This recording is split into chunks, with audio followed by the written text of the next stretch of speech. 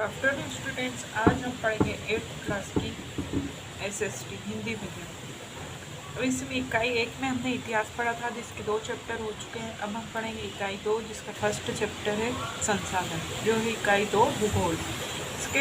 इसमें हमें क्या बताया गया है, इसमें हमें जो भी हमें हमारी जो अनेक वस्तुएं हैं जो जिससे हमें भोजन या वस्त्र या रहने के लिए हमें जो मकान है, फर्नीचर है, बर्तन है, कॉपी है, जैसे किताबें, वाहन आदि सभी को हमें कहाँ से प्रकृति के किसी न किसी पदार्थ का उपयोग करके ही बनाया जाता है। उनके जो रूप में कितना भी भारी जो भी परिवर्तन हुआ है, जैसे कि आपके लिए जैसे कि उनके जो कच्चे मूल जैसे कच्चे पदार्थ को पहचानना या फिर उनके वस्तुएं अधिक उपयोगी होने के कारण जो भी मूल्यवान हो जाती हैं। जैसे कि उदाहरण के लिए हम बता सकते हैं आपको, जैसे 1 किलोग्राम जैसे गन्ने की तुलना में 1 किलोग्राम चीनी हो तो उसका अधिक क्या है, मूल्यवान है। जैसे 1 किलोग्राम गन्ने हैं उसकी तुलना करें हम 1 किलोग्राम चीनी से तो वह अधिक मूल्यवान है। और संसाधन की जैसे परिभाषा है, इसमें हमें बताया गया फर्स्ट टॉपिक हमारा संसाधन की परिभाषा एवं तात्पर्य एक ही। जैसे कि मनुष्य की कोई भी वस्तु हो जो मनुष्य की आवश्यकता पूर्ति तथा उसकी इच्छा पूर्ति के जो योग्य नहीं होती वह क्या कहलाते हैं, हमारे संसाधन कहलाते हैं। प्रकृति के जैसे उपहार है, जैसे चट्टानें हुई, खनिज पदार्थ हुए, मृदा हुई, नदियों हुई, पौधे और जीव जंतु का जो उपयोग करके हम अपनी भौतिक आवश्यकताओं को पूरा करते हैं, वो सब हमें कहाँ से, पृथ्वी का कोई भी पदार्थ है जो मनुष्य के लिए आवश्यक है वो क्या होता है, मूल्यवान होता है। तो उनसे हम क्या कहते हैं, उन्हें ही हम संसाधन कहते हैं। वास्तव में वैसे तो मानव को संसाधन कहा जाता है क्योंकि मानवीय जो पोषक का विकास करके अन्य साधनों का विकास किया जाता है।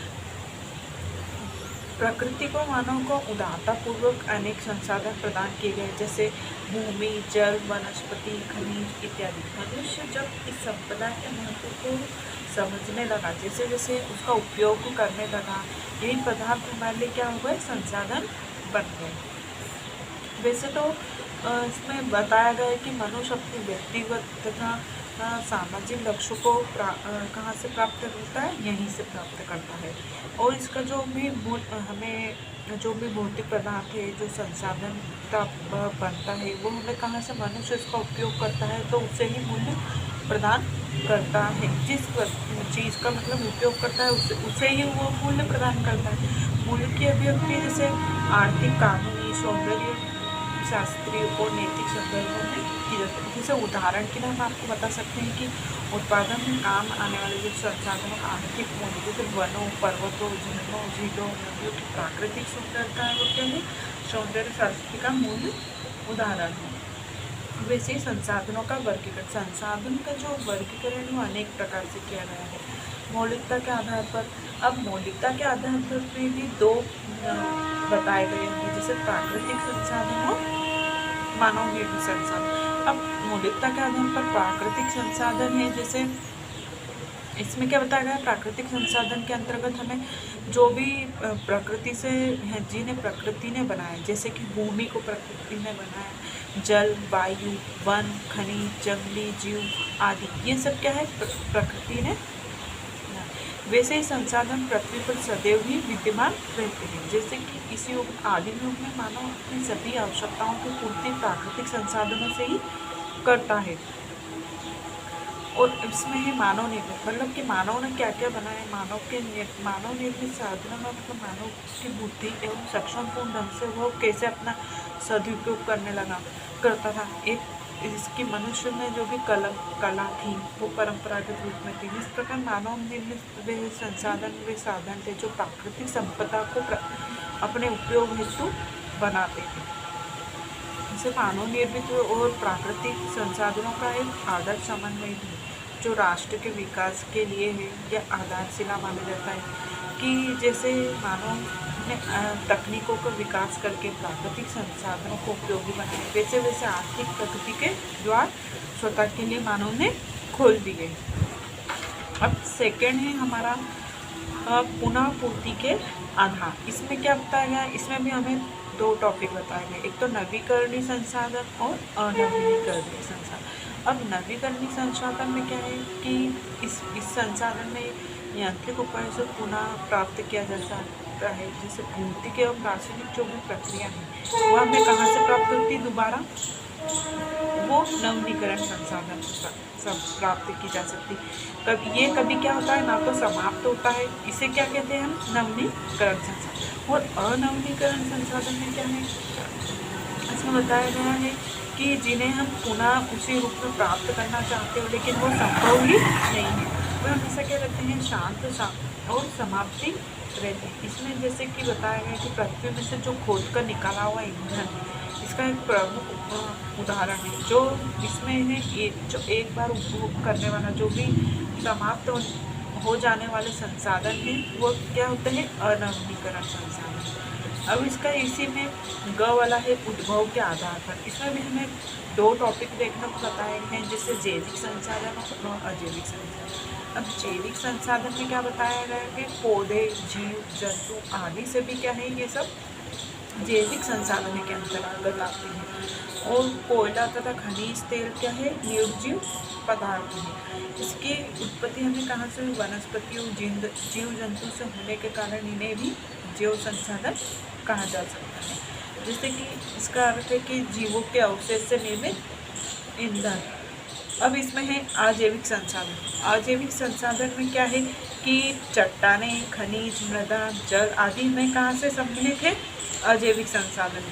अब इसमें चट्टानें और जल जो है संसाधन है वह अनवीनीकरण के अंतर्गत में आती है, जो हमने ऊपर पढ़ा था। जबकि अनवीनीकरण साधन में क्या क्या आता है, इसमें है कि नवीनीकरण, जिनका जो नवीनीकरण नहीं किया जाता, जैसे जैव मंडल का सदस्य न होने वाले संसाधन अजैव संसाधन है। अब इसी में है उपयोगिता के आधार में भी हमें कितने उसमें बांटा गया है, ऊर्जा के संसाधन, कच्चे माल के रूप में प्रयुक्त संसाधन और खाद्य पदार्थ के रूप में प्रयुक्त संसाधन। जैसे ऊर्जा के संसाधन। अब ऊर्जा के संसाधन के क्या है, इसमें मनुष्य की जो भी विविध गतिविधियां हैं वो सब क्या इसमें बताई गई। जैसे अनेक प्रकार के जो उपकरण हैं, यंत्र है, वो हमें कहाँ देखने को आवश्यकता पड़ती है, वो ऊर्जा के संसाधन है। जैसे चलाने के लिए मशीन, यंत्र एवं वाहनों को जो चालक होता है वो शक्ति और ऊर्जा प्रदान करने वाले साधन क्या होते हैं, ऊर्जा के संसाधन कहलाते हैं। इसमें हमें कोयला है, तेल है, जल है, विद्युत है, जो भी परमाणु शक्ति है, जैसे बायोगैस है, बायोमास है, जो क्या है ऊर्जा के संसाधन कहलाते हैं। अब इसमें इसी प्रकार हमें ये है कच्चे माल के रूप में प्रयुक्त संसाधन। अब कच्चे माल के रूप में प्रयुक्त जो संसाधन है, जैसे वनों से हमें जो जंतु हैं, जो भी कृषि या खनिज, हमें जो अनेक प्रकार के जो कच्चे माल होते हैं, जैसे कि हम बताते कि वनों से हमें कठोर रूप में जो भी कोमल लकड़ियाँ रहती हैं, उसके अतिरिक्त जो रेसे हैं, जो गोंद है, तेल है, कपूर है, छाल है, कर्क, औषधियाँ हमें कहाँ से प्राप्त होती है, हमें ये वनों के द्वारा प्राप्त होती है। जिससे हमें जो औषधियाँ रहती है, जिससे जड़ी बूटियाँ या आदि अनेक प्रकार के उपयोगी गैस पदार्थ हैं, वो कहाँ से प्राप्त होते हैं, यहीं से प्राप्त होते हैं। अब इसमें थर्ड टॉपिक है अपना खाद्य पदार्थ के रूप में प्रयुक्त संसाधन।